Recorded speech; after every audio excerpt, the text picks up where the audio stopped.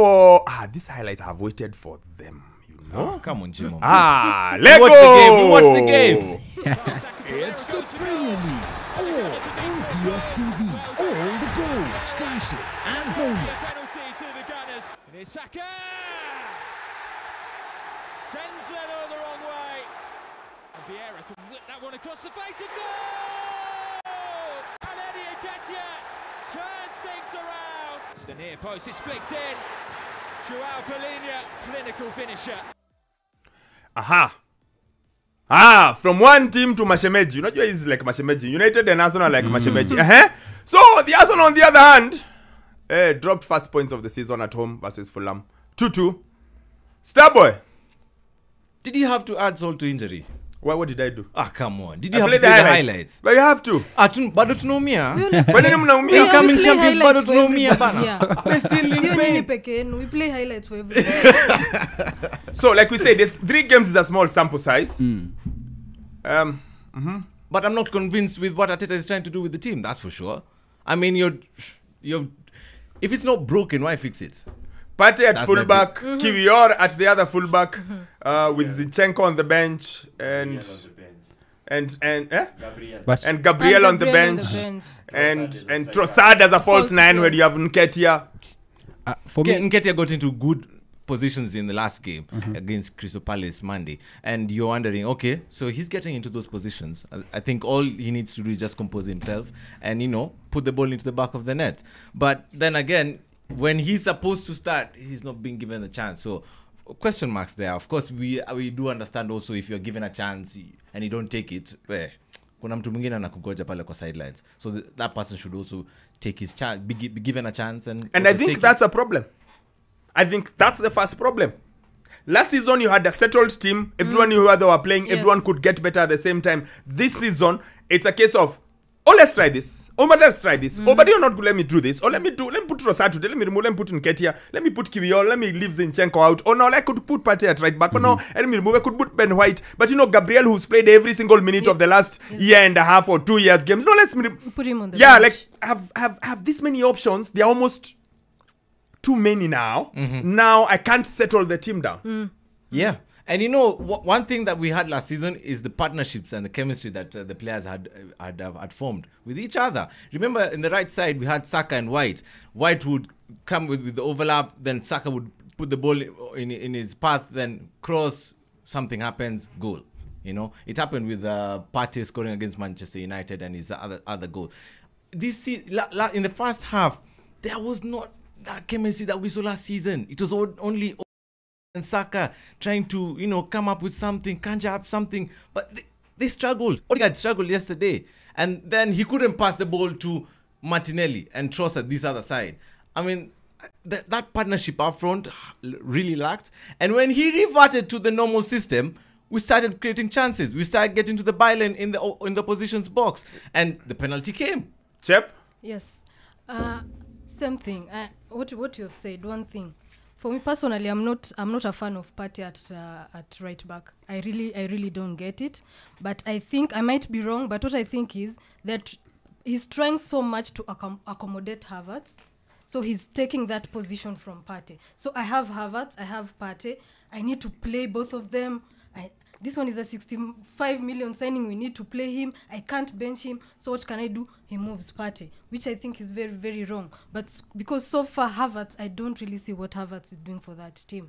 At some point, he needs to really make up his mind or just make that difficult decision of just weka kwa bench.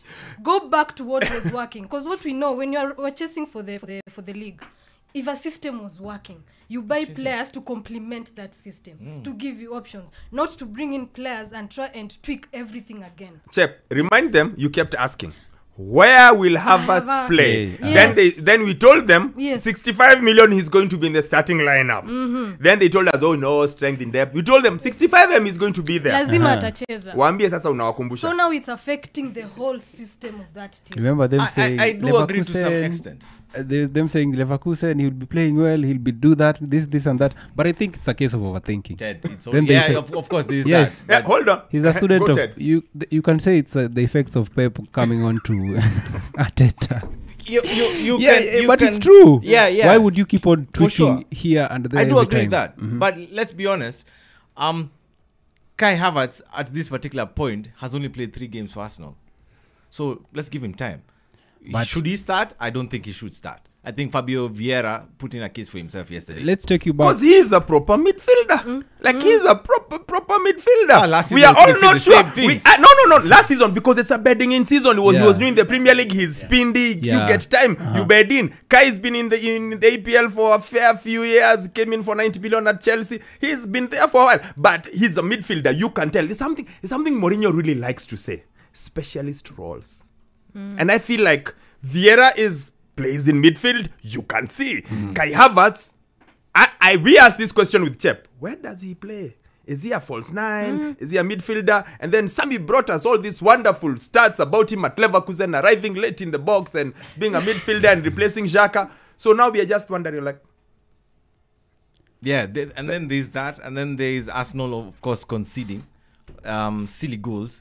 I mean, we've conceded silly goals against Fulham, against Southampton, last season against Bournemouth. Then we have to claw back into the game. I mean, this is unnecessary stress. This is stress that we were suffering during Arsene Wenger's time. Not now, where we have spent hundreds of millions of pounds. We shouldn't be undergoing this kind of stress. In a Tuuma. As of now, we should be competing for the title, and we should be sure. I assume you still are. Yeah, of course we are. Yes, of course we are. The signs are there. Well, first of all, I must admit that I'm really, really happy to hear him complain, because I thought the same when they were coming into the season. I had the idea that maybe Mikel Arteta was going to be caught in 2 minds with the players that he bought, given how versatile they are. But also the fact that I thought that this team, maybe what would hold them back was them not growing or them not developing to what we think they should be, because they should be competing for the title. If you missed it last season, then you should be going for it right now. And as he has talked about the goals they conceded that goal in the first minute. And it's not something new. It's something that has been happening with the team before. The game against Southampton last season, they conceded the first minute. The game against Bournemouth last season, they conceded in the first minute. They are the only side in the history of the Premier League to concede goals, to concede first-minute goals in a calendar year 3 times. That's not something that I should expect from this Arsenal side, if at all they are taking leaps to winning a Premier League. I think it's alarm bells right now for Arsenal. It's alarm bells right now. Oh, come on, Sammy. What do you mean alarm bells? It's alarm bells. I mean, all we have to do is just cut out the silly mistakes. It's not that, for example, look at the goal that was conceded in the first minute, all right? That was just a silly pass. No, he was not under pressure. Okay, look at the second goal. The second goal, that was, I don't know what. Yeah, and just concentration. And that's all. It's not as if we are terrible. We're not terrible. Let me try and say what I think I in a minute. Then we can get to the second hour. My first question with Arsenal is the fact that they have lost their fluidity. Last season, they were just a nice team to watch. They were really easy on the eye. Yeah. The ball they were so easy in the eye. They've played 3 games this season. They've not been easy on the eye in any of them. That fluidity is not there anymore. That where the ball just moved and they had this verve and vibrancy. They don't have it. They look like they're stuttering. And I feel like it's a case of them trying too hard to take the leap. And I really wish they do what Liverpool did. The season they lost the league by 1 point. And then the following season, Liverpool came back the exact same way and said, we did this, we got to 90 whatever points. Let's do it again and see. And when they did the same thing, it worked for them. I feel like Arsenal have tried too hard to change. That's one. Secondly, I feel like by increasing the strength in depth, they have created more questions than answers. It's like when you're poor. When I'm poor and all I can afford is ugali, managu, and matumbo, I am okay. But if all of a sudden you give me too much choice, I eat too much of everything, I have a tummy ache. And I feel like they're trying so hard to fix everything else. Oh, Timber, oh, Xhaka, oh, not Xhaka, what's the... Kai Havertz, and they're trying to... I mean, look, Arsenal's best midfielder, deep-lying midfielder, it's Thomas Partey. Let's not kid ourselves. It's not Declan Rice. It's Thomas Partey when he's fit. But we are shifting him to the right back so that he can come in. He can do the whole false fullback thing. And then we put Kiwior to do the other false fullback. And it's like you're trying to fit everything. Unajua tuweke garlic na ginger na masala na paprika, turmeric zote na roiko zote tuna mix. Like whereas the food was okay, it just needed maybe a bit more salt. Or maybe just to simmer for a bit more. Yeah. So and that for me is my big takeout. That's why I'm with Sammy on this one. I feel like Arsenal they have lost the fluidity of last season, and I feel like they would have been better just building on last season, but they seem to have scraped off everything and they are trying to do everything else afresh. Yeah. Now maybe it will work, like Brandt told us on Twitter. Maybe it's reverse psychology. Maybe this time in March they get going and they are starting poorly. But I feel that fluidity has been lost a bit, because the second Fulham goal, Arsenal must not concede that. No. All of a sudden Gabriel is stopped from being an ever-present. Now he hardly gets game time. And he's not injured. It's just he's not playing. So you ask, why? All of a sudden, Ben White, I kept telling you guys, Ben White is really a centre-back. Now he's been played twice at centre-back. And you wonder, so what's going on? Zinchenko, who's a specialist left-back, who's a specialist in that role of inverted full-back. I don't know, is it called false nine or false full-back or inverted full-back? Now he's not playing. Yeah. You're like, what? It's like there's so much, they feel like they haven't, like, you need a team to for a team that was so good for 80% of last season. It's like they've made steps backwards. Again, it's a small sample size, but you can only speak on what you see. Yeah, for sure. And when I look at it, I just wonder, what's going on? How much longer can this go on? How long before they find something? The beauty of it, next weekend, is it next weekend? Yeah. Next weekend, the two limping people meet. Yeah. Okay? One's on 7 points, one on 6 points. None of them is really looked like they are flowing with each other. So let's see what happens. That game tends to bring out the best in both of them. So when United meet Arsenal next week, we'll have a clearer picture. But so far, I don't know. Arsenal don't look the same. And they're not even nice anymore. That second goal, they kicked the ball out, but they couldn't. Even that, when you're nice, everyone likes you. They have a thing this year. They just start stuttering. I'm not sure why. I don't know. But again, it's only 3 games. Yeah. Maybe after 10 games it will change. But on what I am seeing, I'm with Chep. We have I'm to with agree. Teddy. But But I think we have to agree, in the 15 minutes when we reverted to the normal system, when Ben White went back to being a fullback, when Zinchenko could make his marauding runs, we looked fluid. The ball was flowing. We could create chances. So I think Arteta just needs to go back to the basics. Only that, because he has the players. Football Fix family, what's going on? I wish you are with Arteta. I wish you are with Havertz. Is it too early? Is everyone panicking? Is everyone being an instant coffee person? Should we give it more time?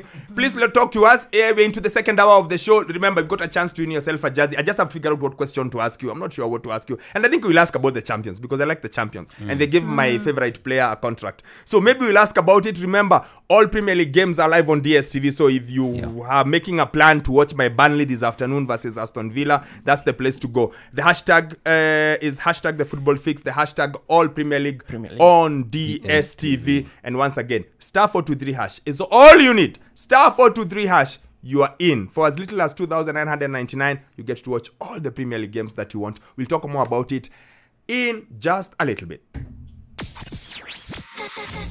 Number 1 radio.